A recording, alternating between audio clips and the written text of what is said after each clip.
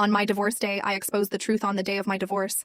While my mother-in-law basked in the spotlight of congratulatory messages for the ultrasound of Wesley Wicks, the other woman, I took a different approach. With a cold smile, I shared Wesley's premarital checkup report, a document that exposed the truth behind the facade. The report clearly stated, Wesley Wick, male, diagnosed with congenital azoospermia. I don't want a man who can't have children. Wesley and I met in college and got together after graduation. After graduation, my salary wasn't high, barely enough to make ends meet, so we had to rent a shabby, unfinished apartment. Wesley and I worked at the same company.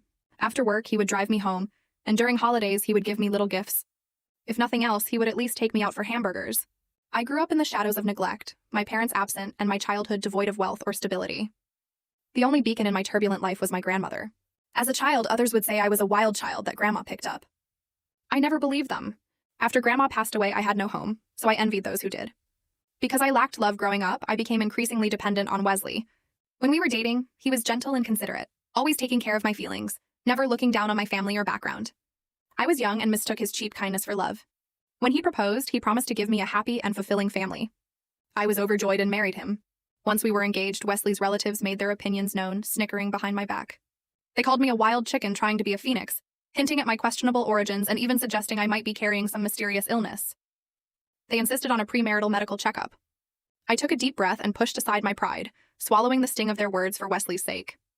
When the results came out, it turned out that Wesley had congenital azoospermia, meaning we wouldn't be able to have children and there was no cure for it. I cherished our relationship and loved him deeply, so I chose to keep it a secret to protect his feelings. I wanted to live a good life with him, and I thought that as long as we loved each other, it didn't matter if we couldn't have children. We could always adopt one if we wanted. That was my thinking, but others didn't see it that way. After we got married, my mother-in-law made my life difficult in every possible way. She started by insisting that I quit my job to have a child and be a stay-at-home wife. At first, I refused, but Wesley persuaded me, promising that he would earn money to support us while I stayed at home, beautiful and carefree. I believed his sweet words, quit my job, and became a full-time housewife.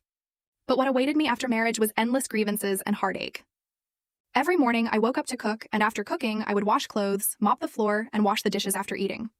After cleaning up, just as I was about to rest, my mother-in-law would throw a pile of underwear at me. This wasn't the first time she had asked me to wash her undergarments. With a weary sigh, I looked at her and said, Mom, undergarments and other personal clothing are meant to be washed by the wearer. It's not my place to handle such private matters. She was busy texting someone to come over and play mahjong and looked up at me with a glare. If I tell you to wash it, then wash it. Where do you get so much nonsense? I refused. I threw the basin into the bathroom and went back to my room to change the bedsheet.